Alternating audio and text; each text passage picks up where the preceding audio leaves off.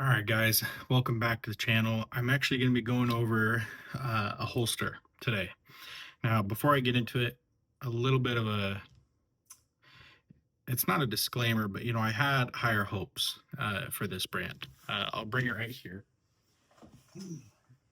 Some people might be familiar with this, some might not, but this is Gunfighter Inc.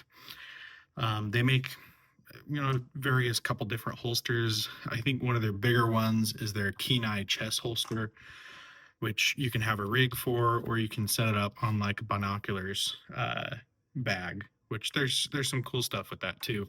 But this in particular is their Spectre. This is their shoulder holster.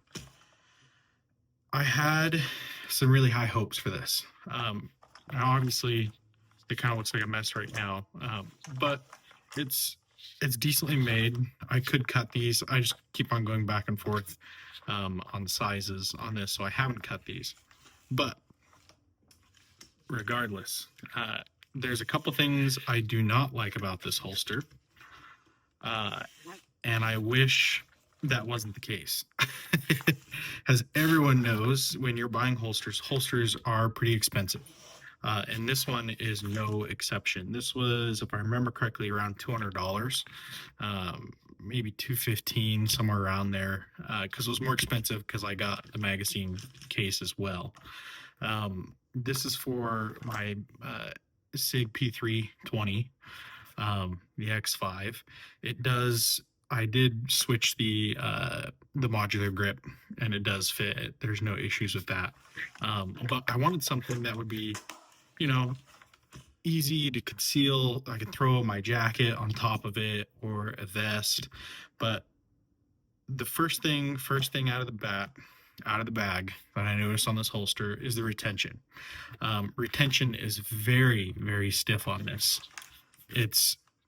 You really got to pull on that. And I mean, it's a very audible click, as you can hear. And they actually recommend you pulling it out. When you clear your jacket, they recommend pulling and holding the holster too, because if you don't, it's just going to want to pull the whole holster with you. And that's pretty stiff. So that's one issue with it. And it's the same issue on the magazine. This is pretty stiff. And the part that sucks about this, if you didn't notice, there's no way to change the retention on these. There's no screws, there's nothing to make it stiffer, to make it lighter. That being said, I'm sure it'll get lighter. The more you wear it, the more you use it as time goes on. It'll probably get a little bit smoother. But as of right now, I wish that retention was not. That's being pretty aggressive, and the thing does not come out, which some people like. I'm not a big fan of. The other issue I have with this, if you haven't noticed, it's very loud. When you're wearing this and you're walking around plastic on plastic, this you can put this around your belt. There's no way to remove this at all. But plastic to plastic makes a lot of noise, and it's a lot of the connections, and that's moving this around when you're walking around, when you're doing activities, it makes a lot of noise.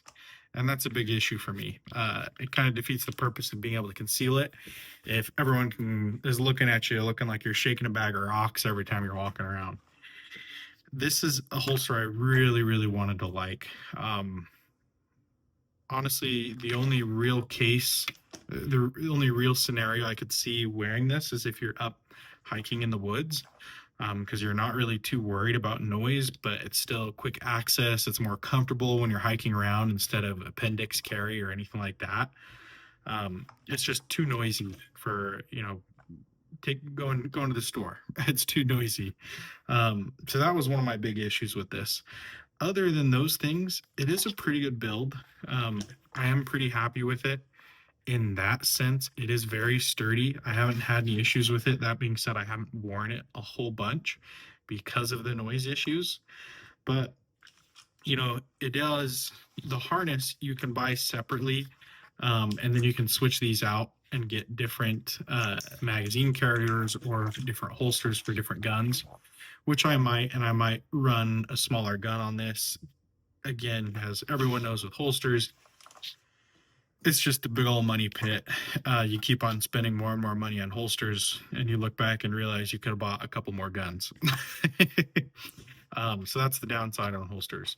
But this is something I've been going back and forth of really doing a review on it or not. But I wanted to be honest in this review, and really why, if I did it again, I probably wouldn't buy this. Maybe I'd look at something, maybe in a leather instead of the Kydex, or the leather with Kydex, because it's all of these connections that make all the noise. So anyways, guys, I hope this will give you a little bit of an idea, especially if you're looking at these. I don't see a lot of reviews on these, and maybe this is why.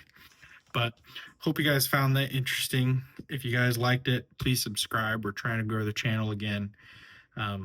Thanks for watching, guys. I do enjoy giving these reviews, and hopefully I'll find a better holster for shoulder carry instead of this. So if you guys have other recommendations, other things you thought worked a lot better, I'm going to be pretty picky on them. Probably won't be anytime soon because, again, I think all of these kind of holsters are $200-300 holsters. So it's an expensive experiment, as some would say. So thanks for watching, guys. Hope you enjoyed it.